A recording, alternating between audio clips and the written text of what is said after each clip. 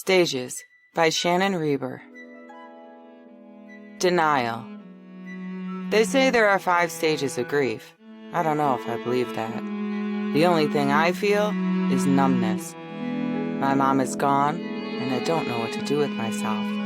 I've never reacted to things in a way that other people react, though. I've always been odd. Off, I guess. Generally, I don't cry at funerals. It's not that I don't feel the loss. Tears just aren't my usual reaction. Until now. Now that Mom isn't a part of my life, I want to cry all the time. And I've cried more in the last 2 weeks than I have in the last 5 years. I'm lost. I don't know what to do with myself. Cancer. It's a horrible, disgusting thing. It destroyed my mom. It started out as breast cancer, and then, when we thought she was clean and clear, it moved to her lungs, her spine, and her brain. It was the worst thing I've ever seen, watching her suffer. I watched my mom cough and clutch her head in pain, vomit up any food she'd managed to eat. I didn't really know it was happening, though. My sister told me after the fact.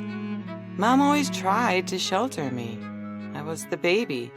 I was the one with my own problems. She never wanted me to worry about her. She always wanted to know what was going on with me. All my life, I was the one they worried about. I was the problem child. I was the one who gave them the most headaches. Regret hurts more than the loss. Did she know how much I appreciated her? Did she know it would hurt me this much that she's gone? I don't want her to know, though. I want to protect her like she protected me.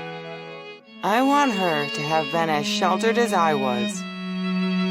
Now, she's gone, and I'm not sure if she even knew how much this would hurt. She might have known, because she told my dad to take care of my sister and me, to make sure we were okay. I talked to her almost every day.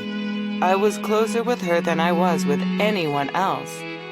No, we didn't get along all the time, but she made me feel important. That was a rarity for me. I think this stage is a load of crap. I never denied the fact she was gone. It's obvious.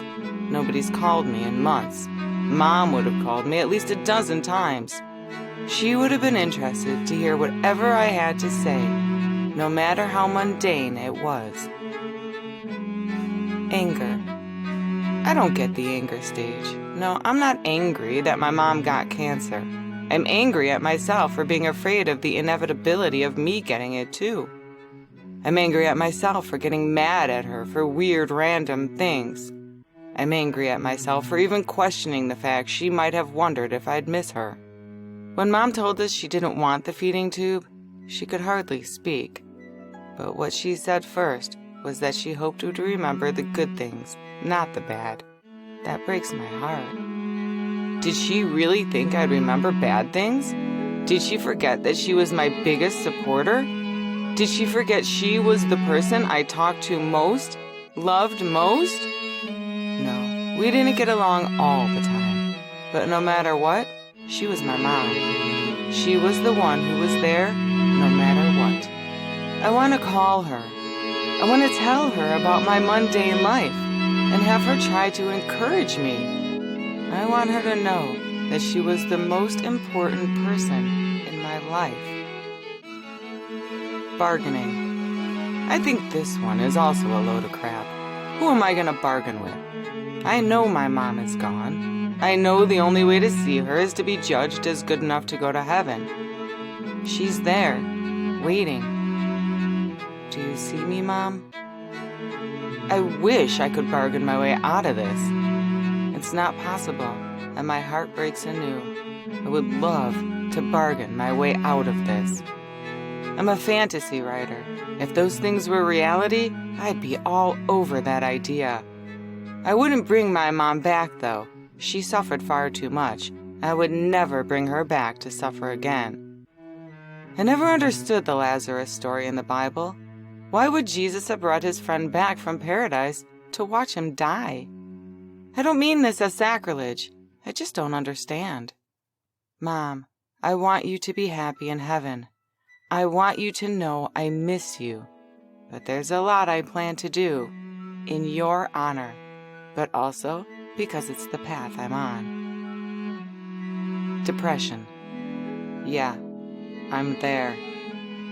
I've started having panic attacks, stress eating, and drinking more than I should. I am depressed, but mostly, I'm numb. I miss you, Mom. I will never stop. You were the reason I loved books. You were the reason I loved audiobooks. You were my friend, and I miss you now, but I'll miss you every day. Acceptance. I do not accept this, even though there's no choice. I wanted to write a story where Mom was back and life was normal, good again. I couldn't. It's too hard to accept that she's gone. I know she's gone, so maybe that's acceptance enough. I wanted to deny it for the rest of my life, but it's too obvious. Mom's gone. I hate this reality, although it's the one I've got. No one will ever support me the way she did. No one will ever be excited about my mundane life like she was. I accept that she's gone, but I hate it. I miss you, Mom. I will never stop missing you. I will never forget. I love you. That will never stop. I wanted to write an uplifting story, but I can't. I miss my mom. Life will never be the same.